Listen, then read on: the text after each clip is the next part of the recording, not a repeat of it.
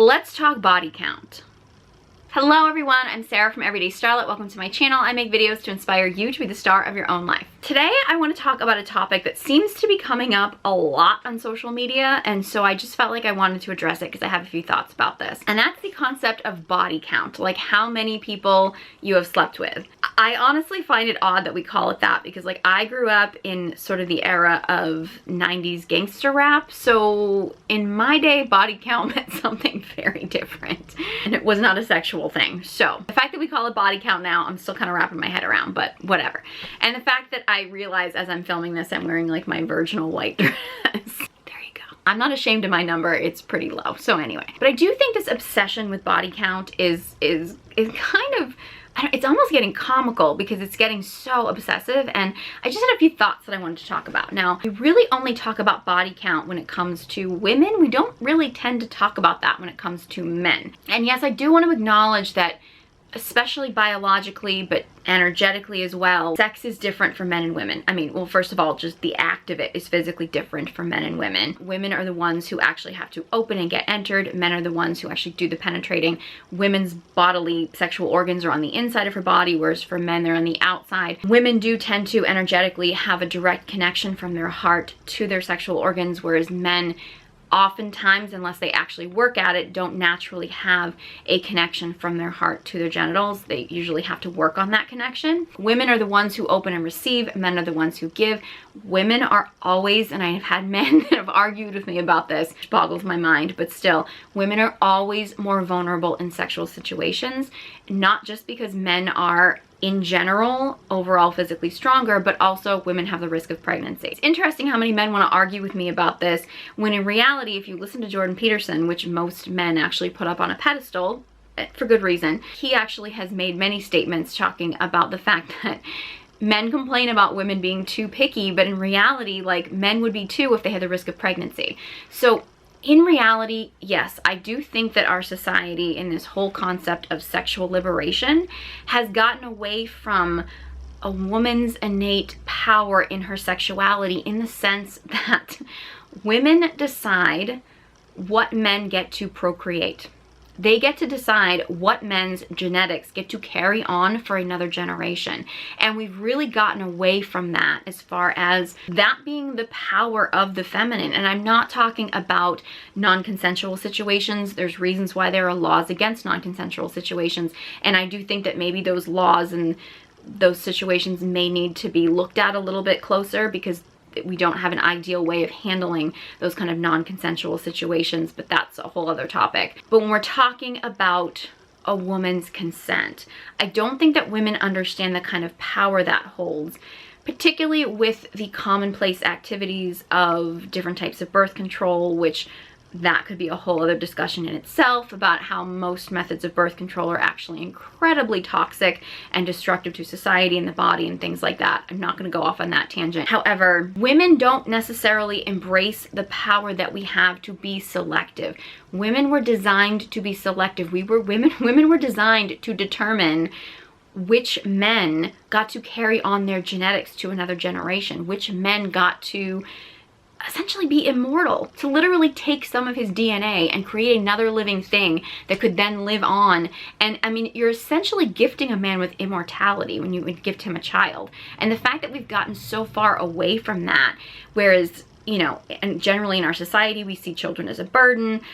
People are trying to get rid of their pregnancies. That's a whole other topic in itself. There's a whole other topics that we can get into when it comes to this situation. But in general, in our society, in our quest for sexual liberation, which is really kind of a scam in general, we've really forgotten the innate power that a woman has to be selective.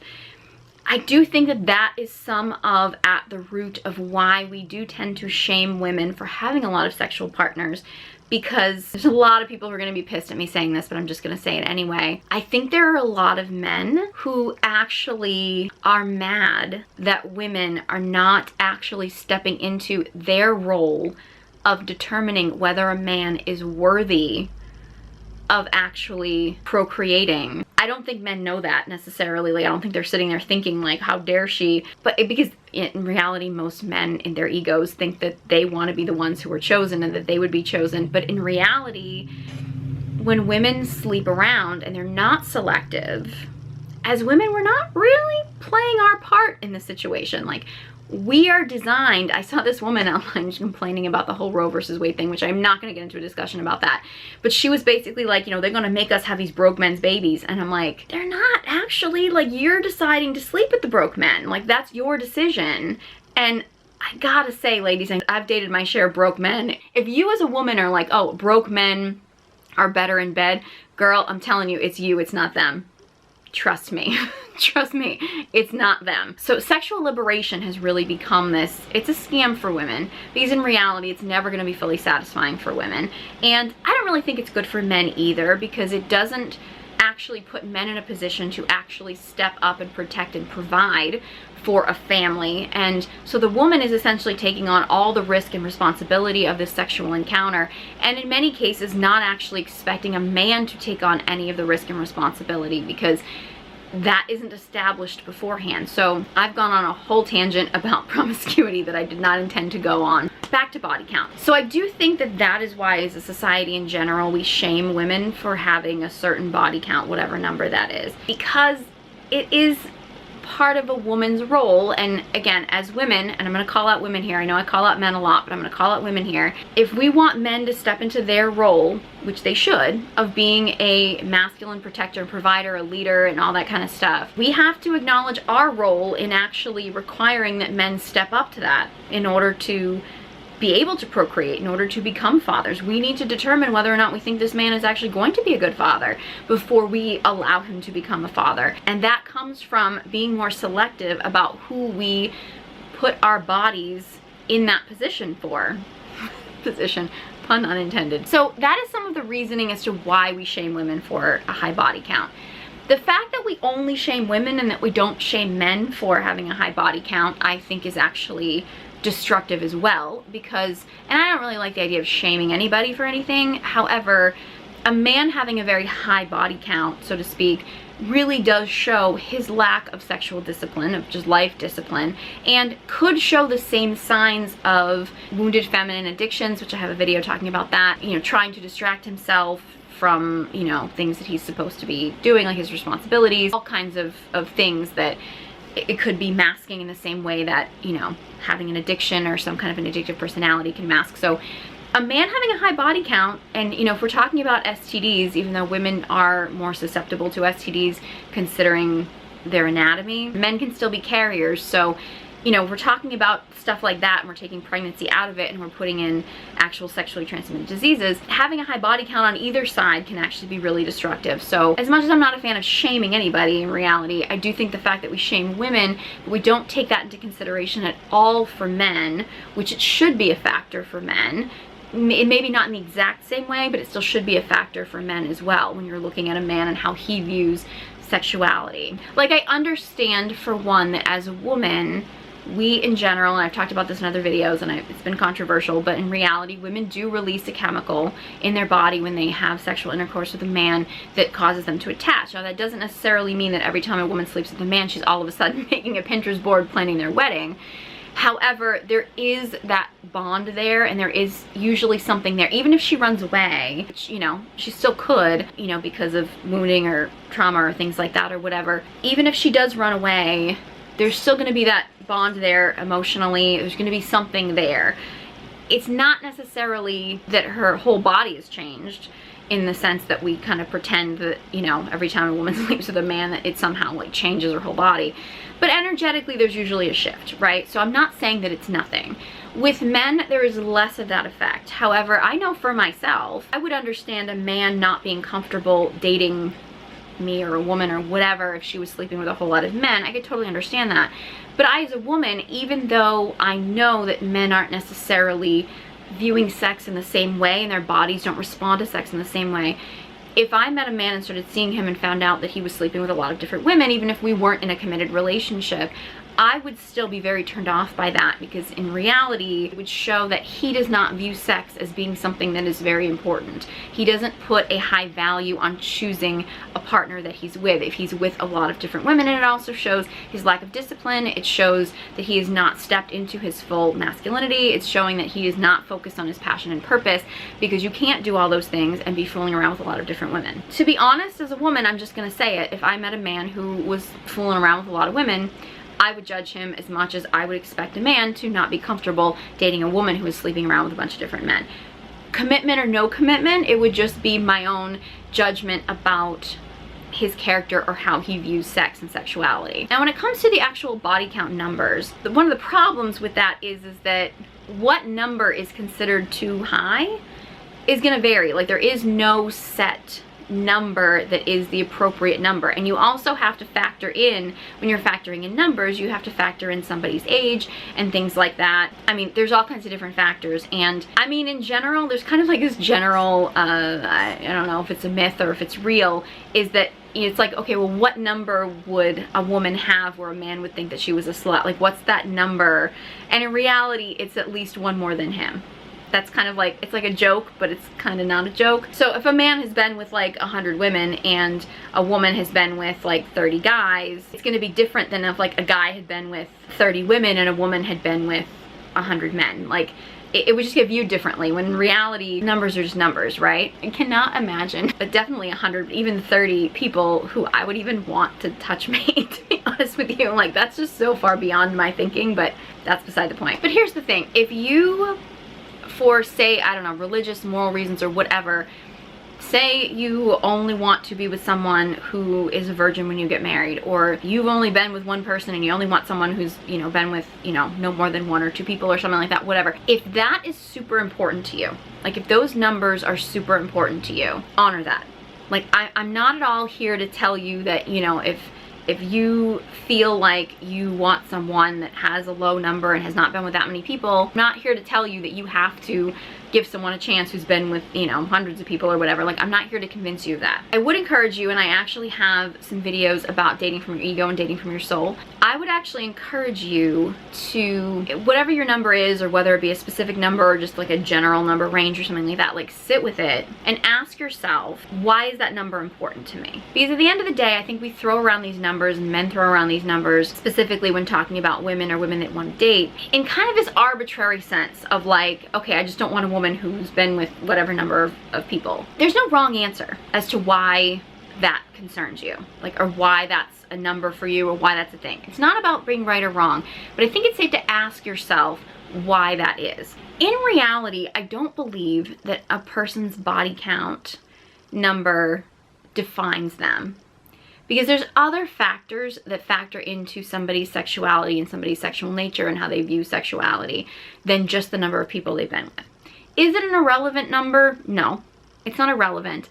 It's just not the only number, and it doesn't define you. So say, for example, you know someone who has been in a long-term relationship for 10 years and they've only been with that one person. They may have gotten really freaky with that one person. Like, they may have explored a lot of stuff sexually because they were in this long-term committed relationship. You have somebody else who maybe in that same 10 years time wasn't really in relationships. They may have been with, I don't know, 5, 6, 10, 20, 30, 100, I don't know, whatever. I'm just throwing out numbers here, I have no idea. But because they weren't actually deep committed relationships, they were very shallow sexual experiences. So they may not actually have a ton of sexual experience, like deep sexual experience, because they've been with more people, but it's been shallower sex, as opposed to someone who's only been with one person, but maybe they've explored everything, right? Which person would you say has more sexual experience? This is just one example. I mean, there could be people who have been with, you know, hundreds of thousands of people, or what, I mean, thousands, I can't even imagine. That's like, I don't even want to know 1,000 people, let alone let them near me, but that's a whole other situation. I'm just way too much of a germaphobe to be promiscuous. That's just all it is. But anyway, say you have someone who's been with a ton of different people, but maybe they have gotten really experimental, or maybe they haven't. Like, you see, so how many people a person has been with does not necessarily solely define how sexually experienced they are. It's just a piece of the puzzle. It's a piece of their sexual history. So if one of the things that you are concerned about in a woman having a higher number, and I'm speaking to men because it seems like men tend to be more concerned about this than women do when it comes to dating. If that's a concern, that a woman has a high number, that you're worried about her sexual experience, that number alone is not going to determine what her sexual experience is. And it's also not going to determine whether or not she has a good sexual experience with you, because you don't know the factors in those other situations, right? So there's that aspect. If your concern with her high numbers is something like her health, as far as sexually transmitted diseases or something like that, which is a factor, but that's what testing is for. And that's what having open conversations is for, because in reality, say for example, a woman could have been with one man her whole life. Maybe she was married to a man, you know, from when she was young her whole life, and she'd only been with that one man, but maybe he was running around and fooling around with, like, you know, hundreds of different people, and he brought something back to her. She could have been with one person and she got something or whatever. And you know, and it's like, I hear about stuff like that and I'm like, that is so horrible. I can't even imagine that. I've talked about that in another video about how that's the worst part of infidelity, is like putting someone's health at risk, but that's a whole other topic. But you could also have somebody else who has been with, you know, whatever, dozens of different people, but they've always been safe and they've always used protection, and they could be completely clean and clear of anything, which is one of the reasons why having those conversations, talking about testing, things like that, being safe and careful with who you're sleeping with, that's why those things are very important. Those things aren't really defined by numbers either. So I'm not saying that numbers are completely irrelevant, but they're not the whole story. I do hear a lot of guys, and I get this on TikTok and some comments and stuff like that, about the concept that when a woman has been with a lot of people, she loses her soul or something like that, which is really kind of ridiculous. Because I'm going to tell you right now, as a woman, you could be with one man, and if he really hurts you, that can destroy you, that can shut you down, that can hurt you just as much as being with, you know, a lot of different people. You know, everything that we've done in our past helps define who we are today.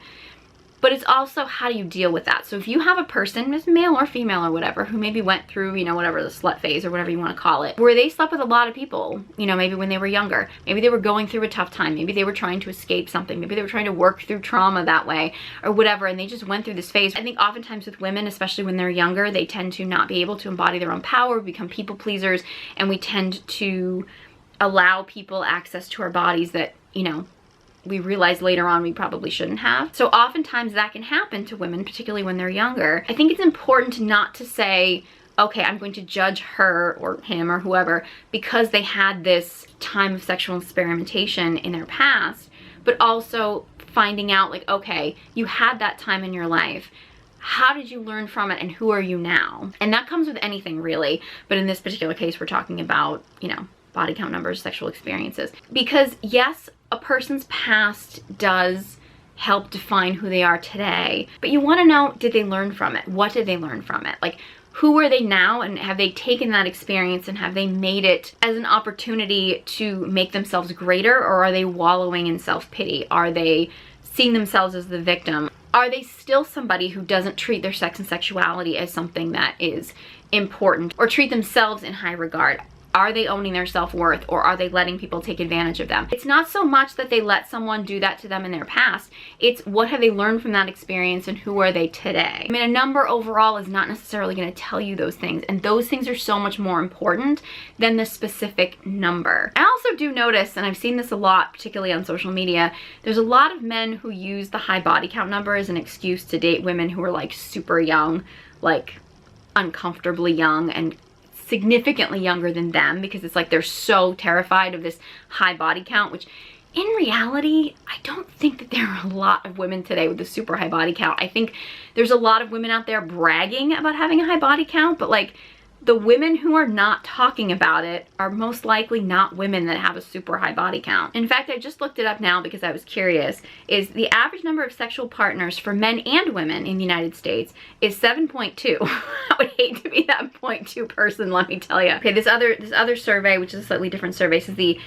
median heterosexual man or woman age 18 to 60 reports somewhere between 4 and 6 opposite sex partners in their lifetime. So like, I see a lot of men posting like, okay, well, they have to date women who are like under the age of 22, or else women are gonna have like 30 or 100 partners. The average woman has about like 6 or 7. And that's men and women ages 18 to 60.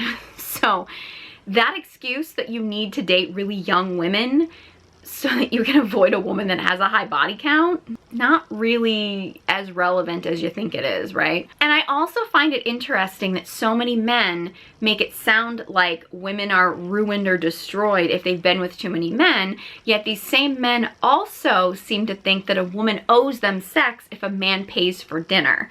So in reality, you think that a woman having sex with a man changes her and changes her body chemistry that significantly, yet you still think that she should give it up for the price of a dinner. How does that work? And is a woman only supposed to have dinner with one or maybe two men in her life where he pays for dinner and she has to marry one of them because if she has any higher a body count than that, then she's ruined? Or she just has to marry the first man who buys her dinner? Like, is that really what we're telling people? Like, is that really, does that make sense logically? So look, I'm not encouraging promiscuity at all. I don't think promiscuity is healthy for women, for sure, and I don't think it's healthy for men either, because I don't think it brings out the best in men.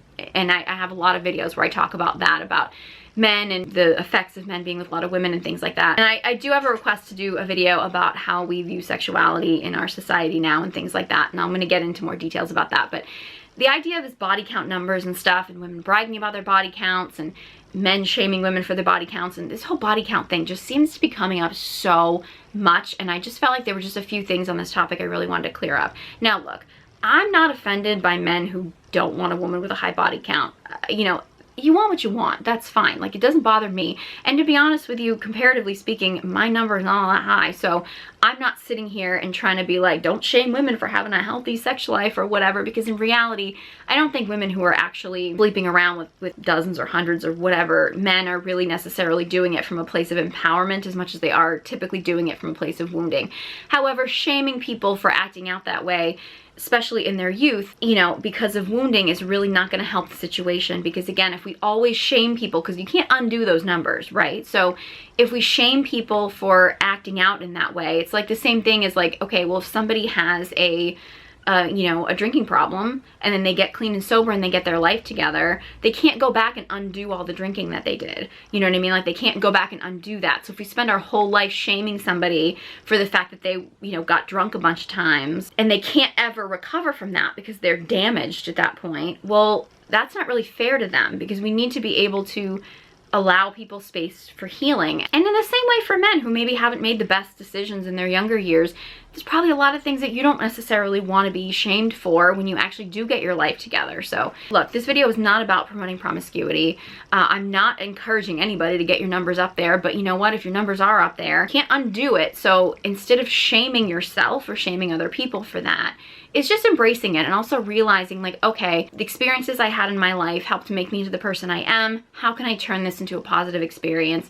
And also, I really do think it's important for men and women to own their sexuality, to embrace their sexuality, and to respect it for what it is. Sexuality is an incredibly beautiful gift. It can be sacred, it can be beautiful. And I think embracing that, as opposed to acting as if it's just no big deal. I mean, it is a big deal. It can create life. I mean, it's an important thing, and it's something to actually embrace how special it is, embrace how sacred that it is, embrace the fact that we get to choose who we share that experience with, and actually determine whether or not we think the person that we're with actually is somebody we want to share that kind of divine experience with.